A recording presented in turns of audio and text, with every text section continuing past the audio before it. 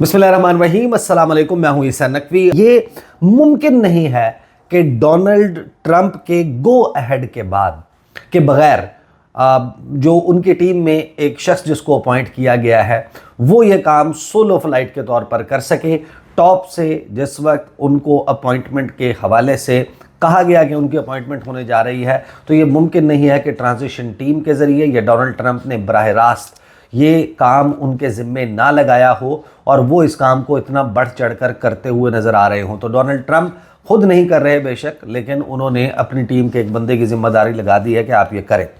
दूसरा मामला जिस पर बड़ी सोच विचार हो रही है कि क्या ये मामला सिर्फ बयानबाजी तक महदूद रहेगा या फिर बात अमली इक़दामात तक आएगी।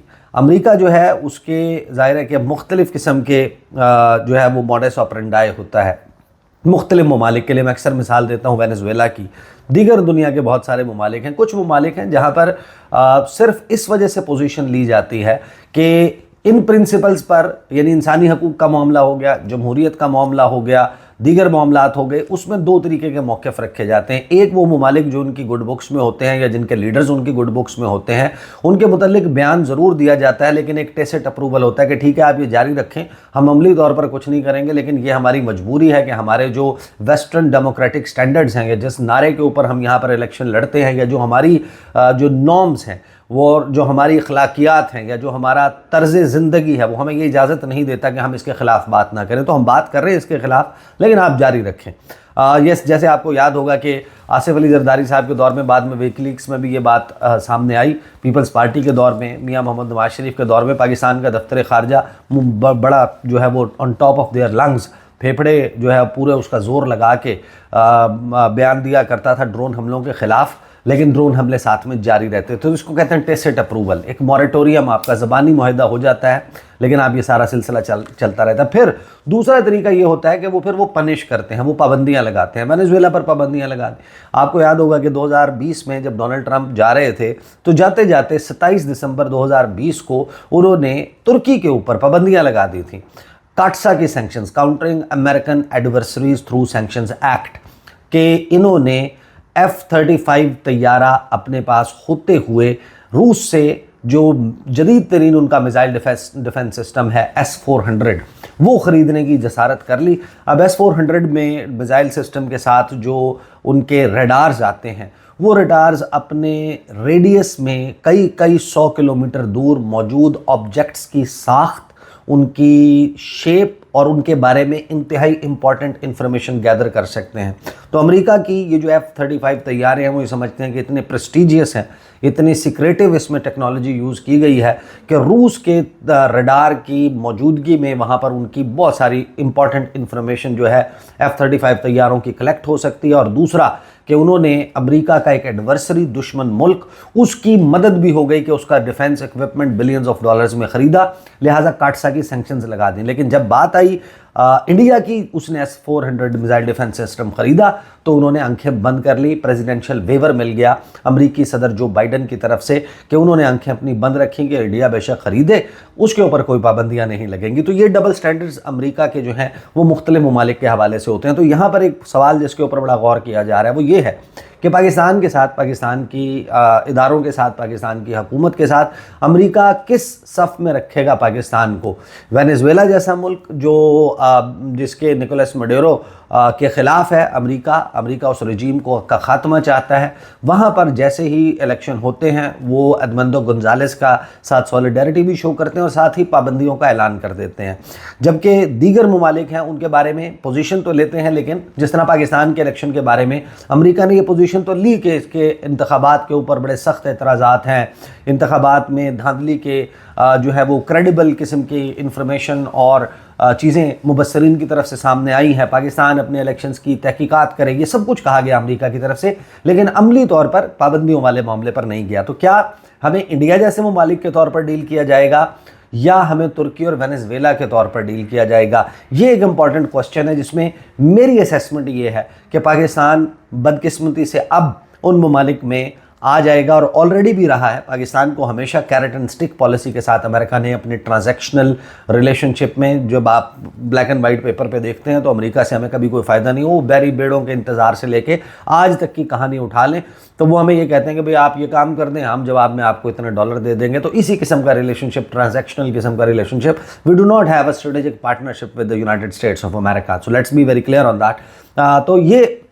सवाल जो है वो अमली इक़दामात के हवाले से इस सवाल पर गौर हो रहा है। फिर ये एक चीज़ जो है वो बड़ी ट्रिकी है और देखने के लायक होगी कि जो ममालिक हैं, अमेरिका जो है वो दुनिया में सुपर पावर है। सुपर पावर जो है वो ख़ुद से अकेले सुपर पावर नहीं बन जाती। फिर बहुत सारे ममालिक होते हैं, रीजनल अलाइंसेस होती हैं जो उसकी बेसाखियाँ बनती हैं, जो उसकी मजबूती और उसका सहारा बनती हैं। और फिर बहुत सारे ममालिक अपनी अतात गुजारी यानी कि उनकी एलिजियंस होती है इन दिस केस वाशिंगटन के साथ, वो अपनी फॉरेन पॉलिसी को वाशिंगटन की फॉरेन पॉलिसी के साथ अलाइन करते हैं, वो उसको मैनेज करते हैं। वो ये देखते हैं कि अमेरिका किस तरीके से डील कर रहा है, यूरोपीय यूनियन जो है उन फुट स्टेप्स में फॉलो करती है। अमेरिका के करीबी इत्तेहादी जो हैं, फाइव आइज अलाइंस के गोरे जो अंग्रेज़ी बोलने वाले ममालिक हैं, इंग्लिश स्पीकिंग कंट्रीज़, चाहे वो बरतानिया है, चाहे वो कनाडा है, चाहे ऑस्ट्रेलिया है, न्यूजीलैंड है, अमेरिका है, इनकी पॉलिसी में भी आपको एक अलाइनमेंट नज़र आती है। तो जो इत्तेहाद हैं,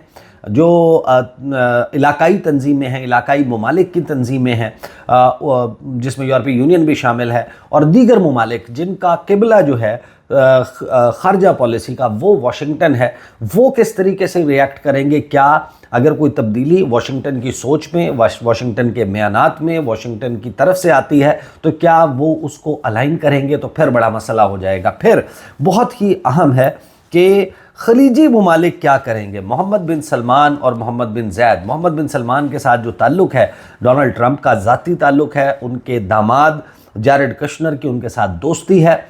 middle East peace plan was a by product of that special relationship जो डोनाल्ड ट्रंप का पहला दौर इक़्तिदार था उसमें। और मोहम्मद बिन सलमान का मामला सबको मालूम है कि बाइडन इंतज़ामिया ने उनके साथ किया, कि मैं एट लेंथ उसके ऊपर पहले बात कर चुका हूँ और आगे मैंने आपको क्लिप्स भी सुनाने हैं तो बहुत वीडियो तवील हो जाएगी। लेकिन to cut the story short, Mohammed bin Salman की पॉलिसी जो है वो आपको कैपिटल हिल की, आपको वाइट हाउस की, स्टेट डिपार्टमेंट की पॉलिसी के साथ अलाइंड नज़र आएगी। तो ये एक ख़तरे की घंटी है। और फिर मोहम्मद बिन जैद, MBZ, MBS दोनों की पॉलिसी। तो खलीजी ममालिक क्या मौजूदा हुकूमत और मौजूदा सेटअप के लिए एक एम्बेसडर के तौर पर काम करेंगे और वाशिंगटन को कन्विंस करेंगे, Mohammad bin Salman Jared Kushner और डोनाल्ड ट्रंप को कन्विंस करेंगे, या सवाल ये है कि डोनाल्ड ट्रंप और जैरेड कुशनर उनकी पॉलिसी को देखकर अपनी पॉलिसी तरतीब देंगे। तो ये एक बहुत इंपॉर्टेंट, ये इस तमाम जमा तफरीक में कैलकुलेटर जो है वो लगा हुआ है, वो इस वक्त कैलकुलेट कर रहा है कि इस पर क्या होगा। फिर कतर और ये दीगर ममालिक हैं, ये वो सारी सूरत हाल है जिससे अब आपको बदलाव नज़र आता है। कि पहले जनाब एक बड़ी हार्ड हिटिंग किस्म की चीज़ें चल रही थी, आप देखें कि बड़ा स्ट्रॉन्ग, मैं उसके ऊपर तफसील से बात कर चुका हूँ, ये क्या उखाड़ लेगा टाइप ऑफ डिप्लोमेसी जो है वो शुरू की गई। न आपका सफ़ीर कोई बात कर रहा है, न दफ्तर ख़ारजा कोई बात कर रहा है। दफ्तर ख़ारजा ने एक फुसफुसा सा बयान जारी कर दिया, यूरोपीय यूनियन का तज़किरा, बरतानिया और US को मेंशन ही नहीं किया। वो बरतानिया जिसके ऊपर एक लंबी चौड़ी प्रेस रिलीज़ जो है वो सहाफ़ी तलत हुसैन जो है उन्होंने अपने ट्विटर हैंडल के ऊपर पोस्ट की।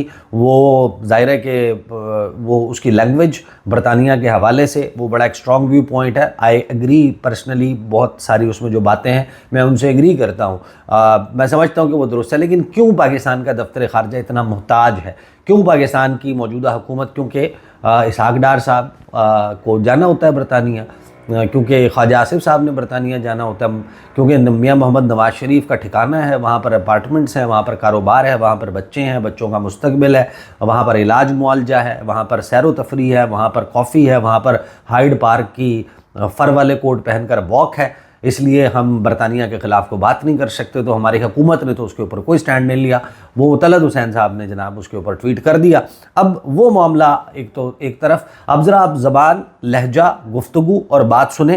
पहले सवाल के जवाब में मोहम्मद मालिक साहब ने जो किया तो वो क्या बात कर रहे हैं, मुनीब फ़ारूक जो इस वक्त बड़ा क्लेम करते हैं कि बड़ा करीब हूँ, और वो इदारों की सेंस अक्सर जो है वो ان کا بتاتے ہیں کہ میں آپ کو بتا رہا ہوں کہ اس وقت کیا سینس پائی جاتی ہے، وہ سینس بھی سن لیں. اور یہ میں آپ کو دو تین دن پہلے کی بات سنوا رہا ہوں. اور پھر گزشتہ رات جو وسیم بدامی کے شو میں وہ وقت بدل گیا، حالات بدل گئے، جذبات بدل گئے ٹائپ آف چیز ہوئی، اور موقف میں اب نرمی یا تبدیلی آپ کو آتی ہوئی دکھائی دے رہی ہے. پہلے سنیں محمد مالک کے سوال کے جواب میں کیا کہا تھا.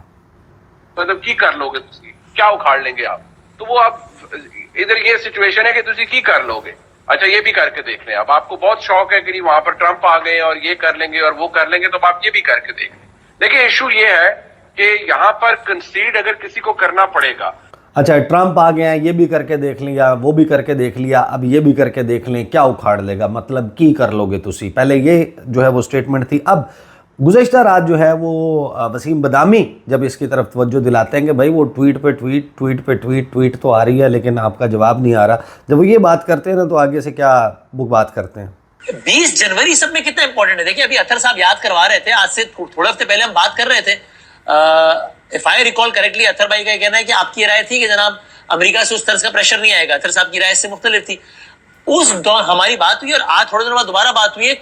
بلا مبالغہ بھی کوئی 25-30 ٹویٹ آ گئے ہیں، شاید زیادہ ہی ہو اس سے. صرف ایک رچرڈ گرینل کی طرف سے نہیں، اس نے تو ادھی کر دی، باقی بہت سارے لوگوں کی طرف سے. So now we have all the reasons to believe کہ جناب شاید ٹرمپ ایڈمنسٹریشن اب تو حیرت اس بات پر ہوگی اگر ٹرمپ صدر بن جائے اور وہ کوئی اپنا پریشر ٹیکٹک یوز نہ کرے، کیونکہ اتنے سارے ٹویٹ آ گئے.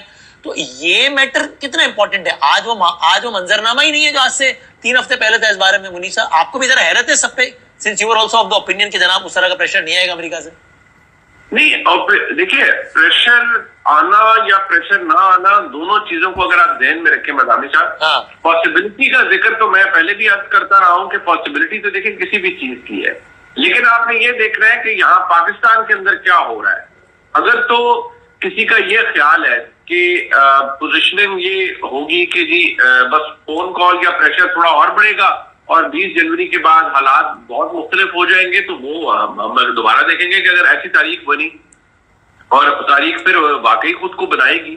لیکن جو یہاں اس وقت پوزیشن ہے وہ تو کم از کم ایسی نہیں ہے کہ جس کے اوپر یہ ہو کہ بس 20 جنوری آئے گا، ایک کال آئے گی اور ہر چیز عمران خان صاحب کے حق میں چلی جائے گی اور عمران خان صاحب کی جیل کے دروازے کھل جائیں گے. What I feel on ground is کہ جو کنوکشن ہے عمران خان صاحب کی، ان کی ہونے کے بعد عمران خان صاحب کے لیے کوئی رستہ کھل سکتا ہے اور شاید اپیل اسٹیج کے اوپر کچھ معاملات طے کر کے کچھ چیزیں ہو سکتی ہیں. لیکن اگر ہم یہ مان کے چلیں کہ جی آلریڈی یہ ذہن بنا لیا گیا ہے کہ اچھا جی بس 20 تاریخ ہے، 20 کے بعد تو بس پہاڑ ٹوٹ پڑے گا اور سارے اس کے آگے سر تسلیم خم ہوں گے، تو کم از کم اس وقت ایسی پوزیشن نہ مجھے کوئی حکومت سے نظر آ رہی ہے اور نہ فرینکلی کوئی اسٹیبلشمنٹ سے یہ پوزیشن دے رہا ہے کہ اچھا جی اس کو مینج کرنا پڑے گا، دیکھنا پڑے گا.